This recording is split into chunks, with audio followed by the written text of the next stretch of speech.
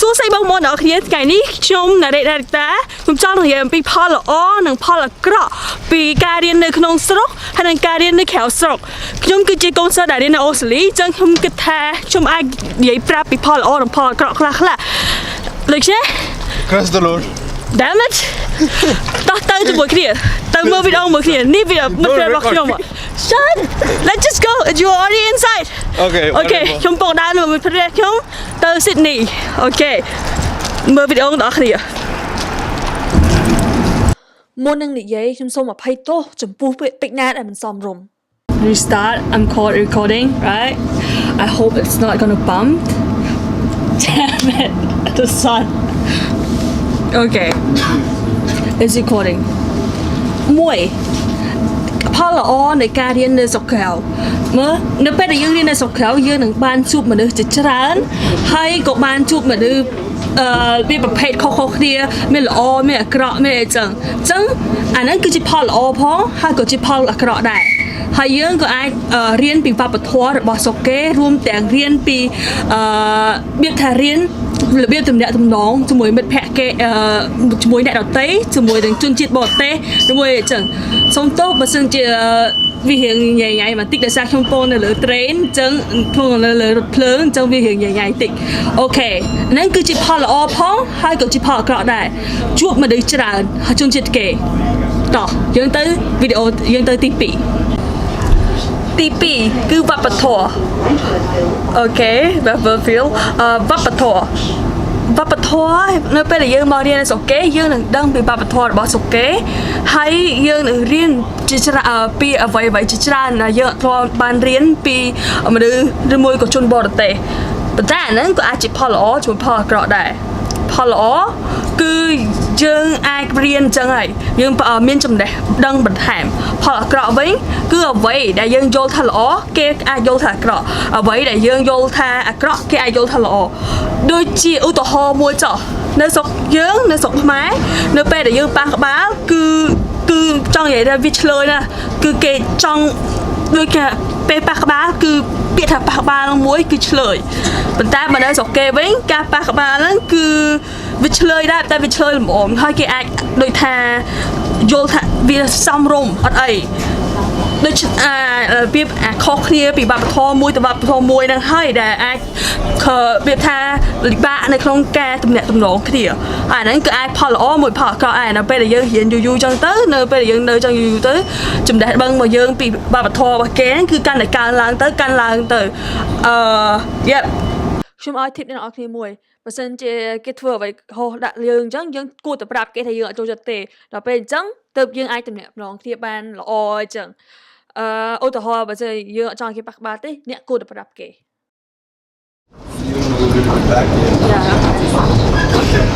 ទី3ធម្មតានៅពេលដែលយើងរៀននៅប្រទេសកំពុងតែអភិវឌ្ឍគឺតែងតែមានសាលាល្អច្រើនជាងប្រទេសដែលno ទី3ធម្មតានៅពេលដែលយើងរៀននៅប្រទេសដែលអភិវឌ្ឍគឺតែងតែមានសាលាច្រើនជាងសាលាល្អច្រើនជាងប្រទេសដែលកំពុងតែអភិវឌ្ឍហើយអញ្ចឹងគឺយើងមានជម្រើសសាលានិងសាកលវិទ្យាល័យច្រើនជាងហើយក៏មានល្អច្រើនជាងនៅពេលដែលយើងរៀននៅក្នុងស្រុកពេលយើងចេញមកក្រៅហ្នឹងគឺមានជម្រើសច្រើនជាងអានេះស៊ីសងជាយើងជ្រើសរើសដែរពេលខ្លះសាលានៅកន្លែងអភិវឌ្ឍក៏យ៉ាប់ជាងសាលាដែលនៅក្នុងស្រុកខ្មែររបស់យើងអញ្ចឹងដែរអញ្ចឹងស៊ីសងលើសាលាដែលយើងជ្រើសរើសដែរអូខេហើយក៏មានបច្ចេកទេសបច្ចេកវិទ្យាកុំព្យូទ័រ laptop ឬមួយក៏អីចឹងច្រើនជាងហើយប៉ុន្តែនៅក្នុងសាលាខ្មែររបស់យើងខ្លះក៏មានសាកលវិទ្យាល័យដែលមានប្រដាប់ប្រដាឧបករណ៍បច្ចេកទេសអីចឹងល្អជាងនៅក្នុងស្រុកគេទេអានេះស៊ីសងលើយើងជ្រើសរើសសាលាខ្លួនឯងប៉ុន្តែធម្មតាដូចខ្ញុំនិយាយចឹងអាកាសនៅស្រុកដែលអភិវឌ្ឍរួចគឺតែងតែមានច្រើនជាងអាកាសដែលនៅក្នុងសាលាប្រទេសដែលកំពុងតែអភិវឌ្ឍហើយអូខេ Interior and exterior of this train ទី4ឯករាជ្យនៅពេលដែលយើងមកចេញមករៀននៅស្រុកក្រៅអញ្ចឹងគឺយើងនឹងរៀននៅម្នាក់ឯងអញ្ចឹងយើងធម្មតាកូនសិស្សគឺតែងតែត្រូវរៀនធ្វើម្ហូបខ្លួនឯងរៀនរស់នៅម្នាក់ឯងរៀនទំនាក់ទំនងជាមួយមិត្តភ័ក្តិមួយអញ្ចឹងដល់ពេលអញ្ចឹងគឺតែងតែមានឯករាជ្យខ្លាំងជាងកូ នសិស្សដែលរៀននៅក្នុងស្រុកដោយសារពួកគាត់ភាគច្រើនគឺរៀននៅជាមួយម៉ាក់ប៉ាឬមួយក៏នៅជាមួយបងប្អូនឬមួយមានមិត្តភ័ក្តិអីចឹងណាអាហ្នឹងគឺអាចល្អអាក្រក់ដែរព្រោះពេលខ្លះនៅពេលដែលយើងមកស្រុកក្រៅអញ្ចឹងគឺស៊ីសូលលើយើងខ្លួនឯងនេះឯករាជ្យខ្លាំងពេកក៏វាអាចចូលដល់ថ្នាក់ដូចថានៅពេលដែលឯករាជ្យខ្លាំងពេកក៏វាធ្វើឲ្យមនុស្សដើរផ្លូវខុស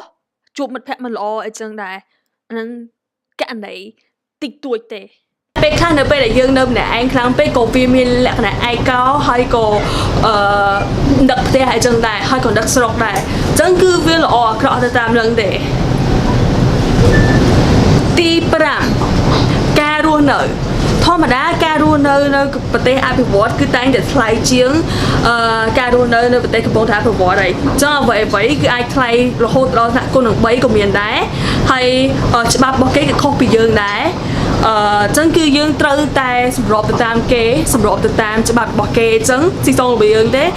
ហើយដល់ពេលនៅក្នុងស្រុកគឺធម្មតាគឺយើងនៅក្នុងស្រុកខ្មែររបស់យើងប្រទេសដែលកំពុងតែអភិវឌ្ឍអ្វីគឺភាគច្រើនគឺថោកជាងសមរម្យតម្លៃសមរម្យជាង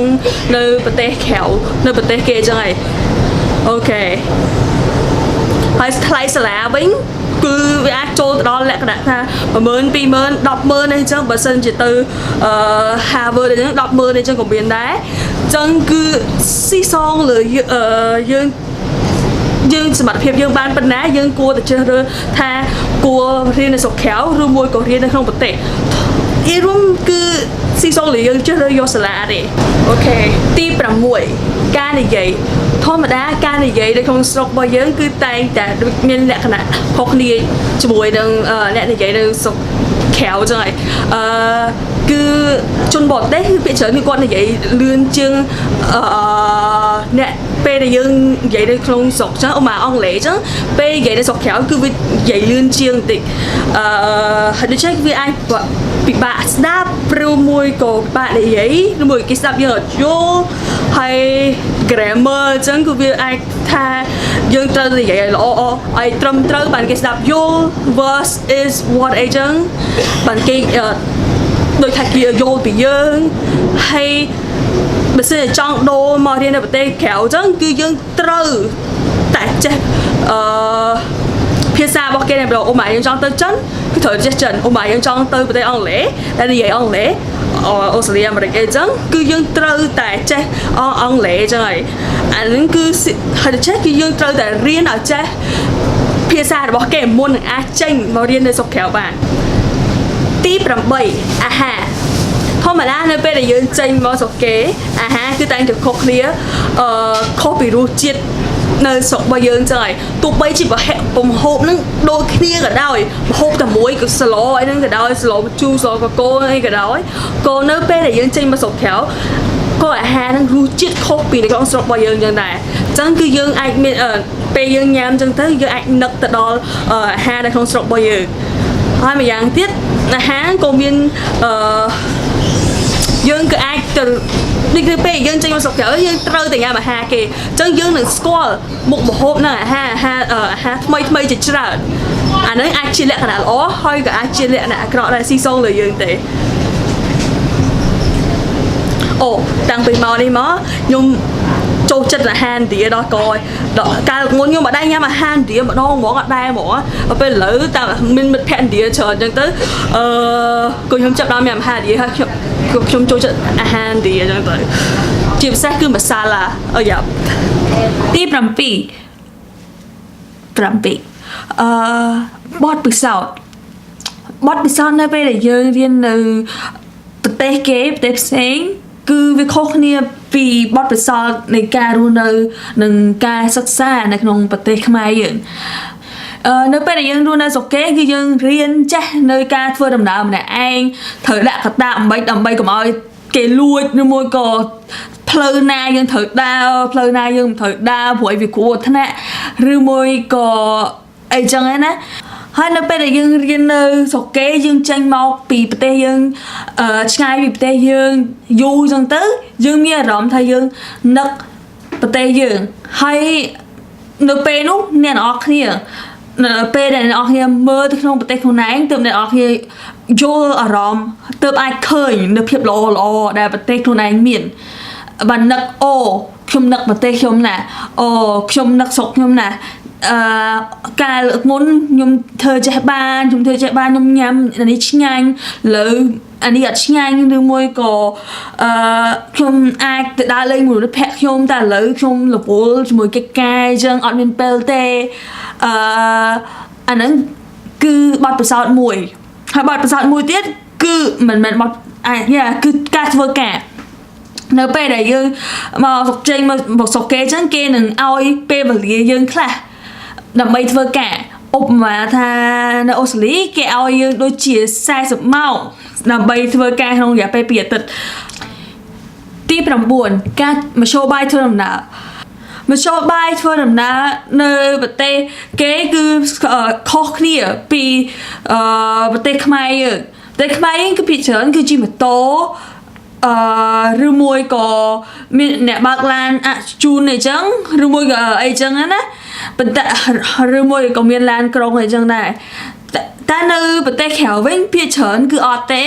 គឺគេដើរទី1គឺដើរច្រើនចឹងហ្មងទី2គឺជិះរថភ្លើងទី3ក៏ជិះឡានក្រុងដែរហើយក៏មានអ្នកបើកឡានដែរប៉ុន្តែគឺភាគច្រើនធម្មតាដូចជាកូនសិស្សដូចជាខ្ញុំឬមួយក៏យើងអញ្ចឹងគេភាគច្រើនគឺជិះឡានក្រុងឬមួយក៏រថភ្លើងហើយឡានក្រុងក្នុងរថភ្លើងហ្នឹងគឺអត់ថោកទេគឺថ្លៃដែរហើយជាពិសេសបើយើងនៅឆ្ងាយគឺវាកាន់តែថ្លៃទៅអត់សូវមានម៉ូតូទេ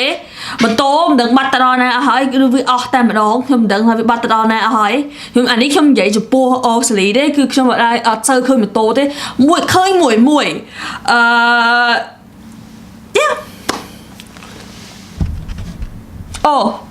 យទៀតនៅពេលដែលយើងធ្វើដំណើរគឺយើងត្រូវការកាតដើម្បីកូដដើម្បីបញ្ជូនលុយឲ្យគេអញ្ចឹងណាដើម្បីបង់លុយអានេះក្នុងករណីអូស្ត្រាលីឈ្មោះរបស់វាក្រុមហ៊ុនវាគឺ Opal ហើយនៅនេះគឺគេមាន Opal សម្រាប់ adult សម្រាប់ឆាឬមួយក៏សម្រាប់ concession card ហ្នឹងគឺសម្រាប់កូនសិស្សនៅពេលដែលប្រើទៅគឺអស់លុយទៅពាក់កណ្ដាលទេដូច half price ប៉ុន្តែដោយសារតែខ្ញុំជា international student គឺខ្ញុំមិនអាចប្រើ concession card បានទេខ្ញុំបានប្រើ Opal card adult ក៏ប៉ុន្តែនៅប្រហែលខែមុនហ្នឹងគឺមានការដូចជា vacation ការគេសុំដូចសញ្ញេសុំឲ្យ Opal card ហ្នឹងដាក់ concession card ដើម្បីឲ្យ international student ហ្នឹងបានប្រើដែរដោយសារ international student ក៏បងលុយច្រើនចង់ជាងបងច្រើនជាងកូនសិស្ស